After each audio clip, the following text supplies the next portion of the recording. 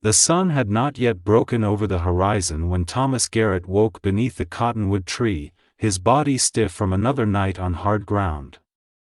His saddle served as a pillow, worn leather cracked and faded from years of use. The morning air carried the bite of early autumn, and he pulled his threadbare coat tighter around his shoulders. Somewhere in the distance, a coyote called out to the breaking dawn, and Thomas opened his eyes to face another day with nothing to his name but the clothes on his back and the horse tied nearby. He had been a cowboy once, riding the cattle trails from Texas to Kansas with a crew of hard men who knew the value of loyalty and a day's honest work. He had been a ranch hand, a horse breaker, a man who could rope and ride with the best of them. But life on the frontier had a way of grinding men down, wearing them to nothing like water over stone. A bad winter, a gambling debt he couldn't pay, a moment of pride that cost him everything. Now, at 43 years old, Thomas Garrett was a drifter with no land, no home, and no prospects that didn't involve charity or desperation. He stood slowly, his joints protesting, and walked to the creek to splash cold water on his face. His reflection stared back at him from the rippling surface, a weathered man with gray threading through his beard and eyes that had seen too much hardship. He wondered sometimes what his father would think if he could see him now. The old man had built a life from nothing, carved a ranch out of the wilderness with his own 2 hands. Thomas had watched it all slip away after his father died, lost to debts and his own foolish choices. The town of Redemption Springs lay an hour's ride to the east, a small collection of buildings clinging to existence in the vast emptiness of the territory. Thomas had been avoiding it for days, knowing that a town meant people, and people meant judgment. But his supplies were gone, and even a proud man had to eat. He saddled his horse, an aging mare named Cassie who had been with him through the worst of it, and started toward town as the sun painted the sky in shades of orange and gold. Redemption Springs was quiet when he arrived, most folks still at their morning chores.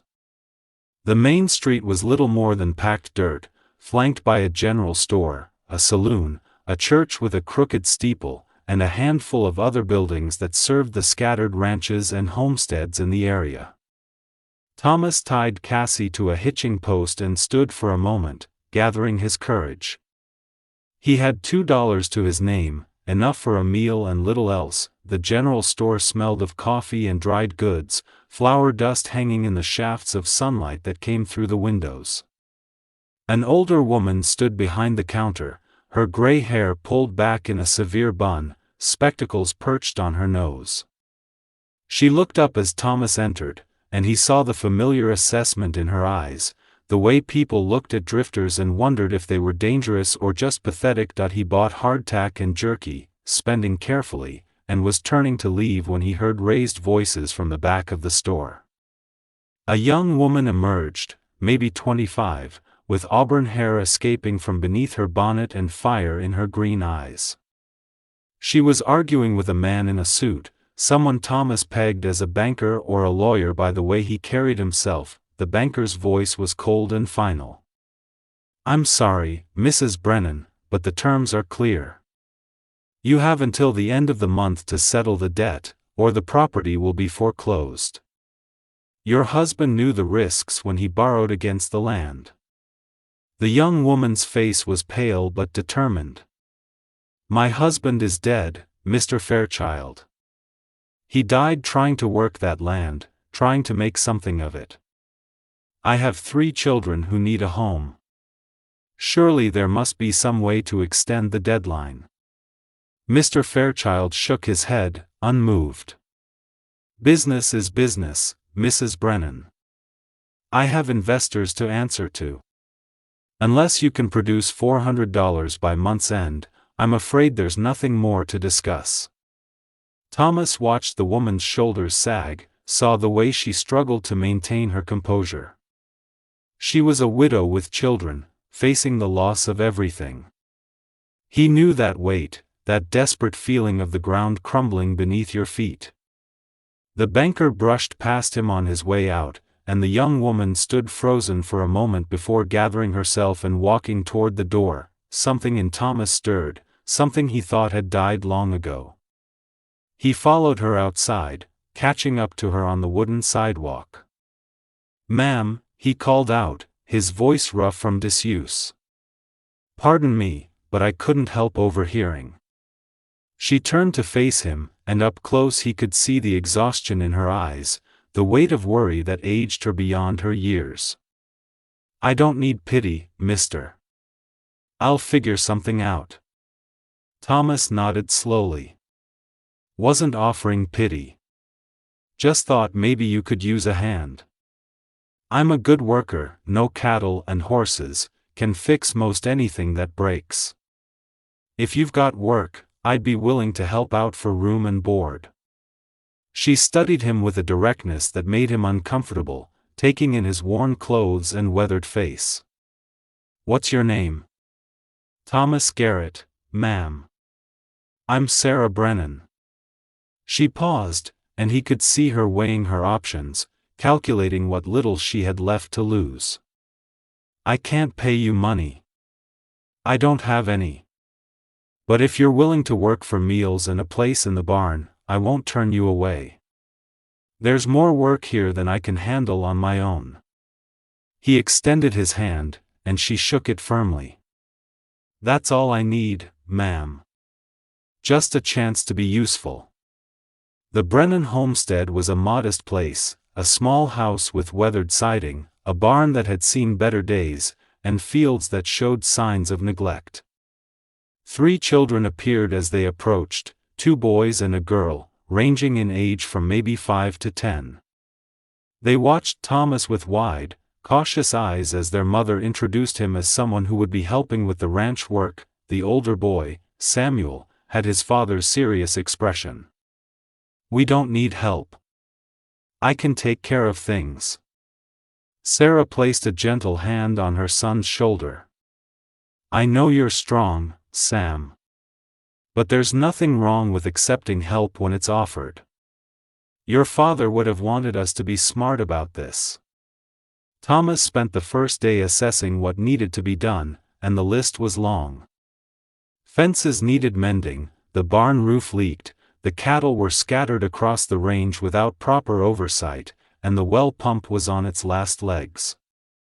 It was the kind of work that would have broken one man, but Thomas found himself grateful for it. For the first time in years, he had a purpose beyond simply surviving another day that he worked from dawn until dark, his hands remembering skills he thought he'd forgotten. The children watched him at first with suspicion, but gradually they warmed to his presence. Young Emma, the 5-year-old, started bringing him water when he worked, and the middle boy, Joseph, began following him around, asking questions about horses and cattle. Only Samuel remained distant, protective of his mother and wary of this stranger who had appeared in their lives. In the evenings, Sarah would call him to the house for supper, and Thomas would sit awkwardly at their table, unused to the warmth of family life.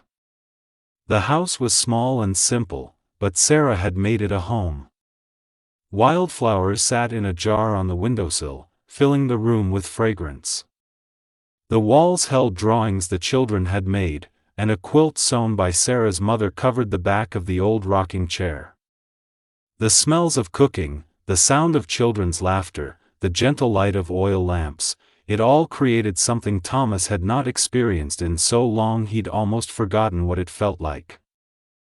After supper, he would return to the barn, to his bedroll in the hayloft, and lie awake thinking about the contrast between this place and his own rootless existence. He had no home, no place to truly shelter his head, yet here in this struggling homestead, there was more warmth and life than in all the fancy houses he'd seen in his travels. The weeks passed, and Thomas threw himself into the work with a dedication that surprised even him. He repaired the barn roof, mended miles of fence, rounded up the scattered cattle and branded the calves. He fixed the well pump and strengthened the corral. Sarah worked alongside him when she could, and he found himself admiring her strength, the way she refused to give up despite impossible odds. One evening, as October painted the cottonwoods gold, Samuel approached Thomas in the barn. The boy's face was serious, older than his 10 years. "My pa died in a blizzard last winter.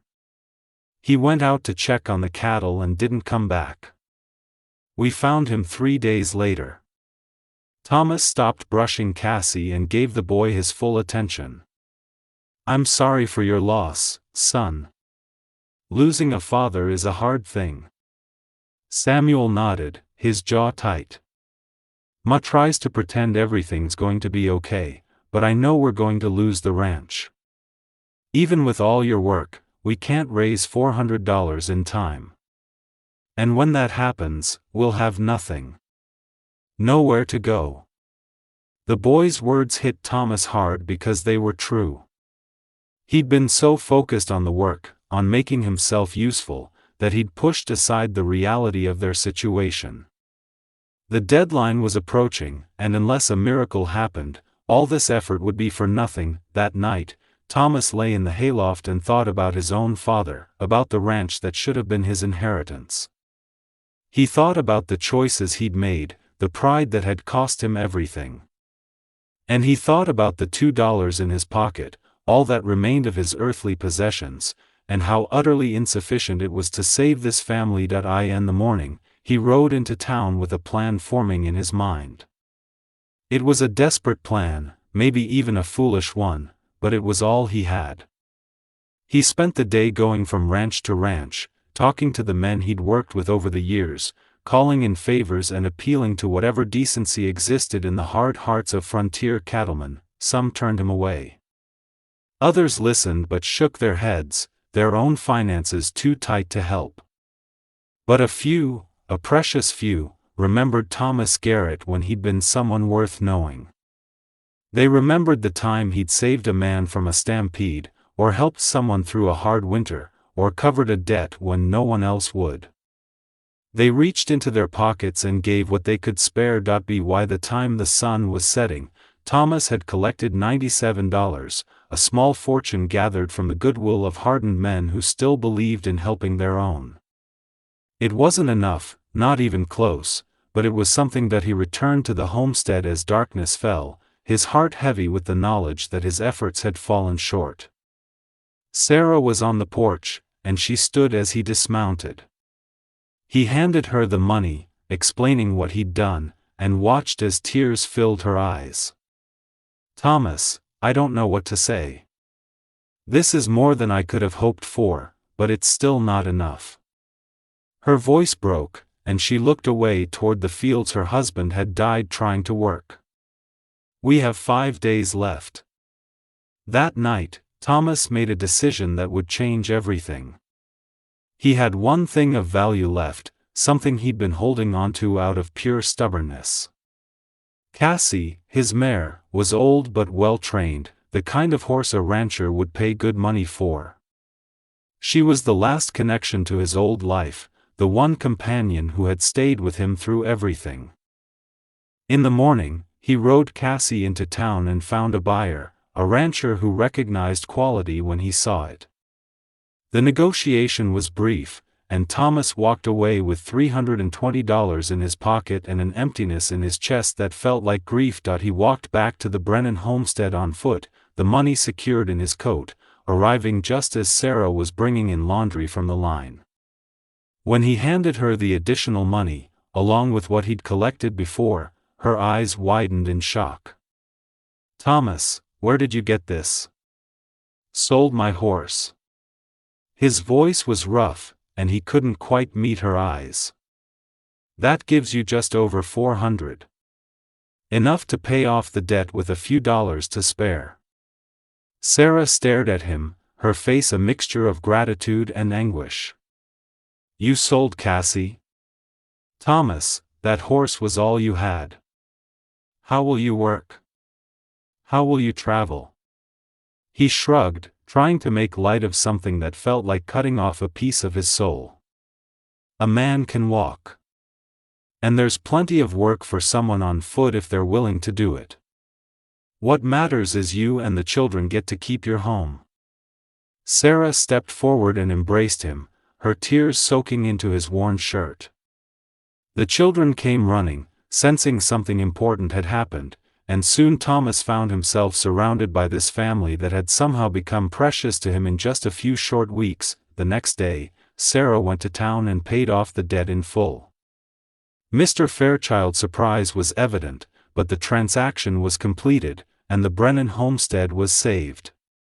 When Sarah returned, she found Thomas preparing to leave, his meager belongings rolled into a bundle. "Where will you go?" she asked, her voice tight with emotion. "There's always work somewhere." "I'll head south, maybe find a ranch that needs hands for the winter." He tried to sound confident, but the truth was he had no plan, no destination, just the same rootless wandering he'd been doing for years. Sarah stood silent for a moment, then spoke words that would echo in Thomas's heart for the rest of his life. "You gave us everything you had. You gave us our home. The least we can do is give you one in return. Stay, Thomas. Not as a hired hand, but as family. This place needs you, and, truth be told, we've all grown to need you too." Thomas felt something break open inside him, some wall he'd built to protect himself from hope and disappointment. He looked at the small house, at the children watching from the porch, at the land he'd worked so hard to save. He thought about what home really meant, not walls and a roof, but the warmth of belonging, the fragrance of a life lived with purpose and connection. "I have nothing to offer," he said quietly.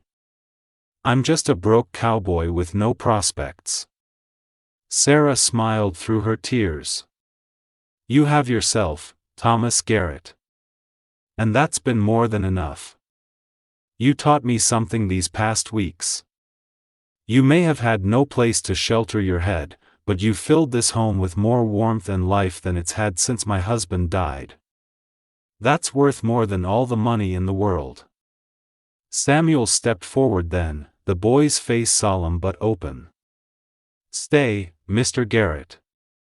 Please. We need you here." Thomas knelt down to the boy's level, his voice thick with emotion. "I'd be honored, son. I'd be honored." The sun was setting over the Brennan homestead, painting the sky in shades of amber and rose. Thomas Garrett stood on the porch of a house that was now his home, surrounded by a family that had chosen him just as he had chosen them.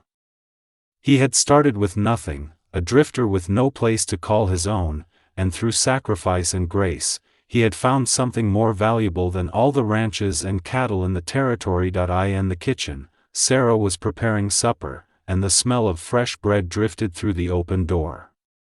The children were doing evening chores, their laughter carrying on the autumn breeze. Thomas breathed it all in, the fragrance of this life he'd been given, this second chance he never thought he deserved. He had learned that home wasn't something you owned, but something you built with your own hands and filled with your own heart. He had discovered that the warmth of belonging couldn't be bought or inherited, only earned through sacrifice and love. And though he'd given away everything he possessed, he found himself richer than he'd ever been. As the first stars appeared in the darkening sky, Thomas Garrett knew he was finally where he belonged. Not because of what he had, but because of what he'd given away. Not because of shelter over his head, but because of the warmth he'd helped create in the hearts around him.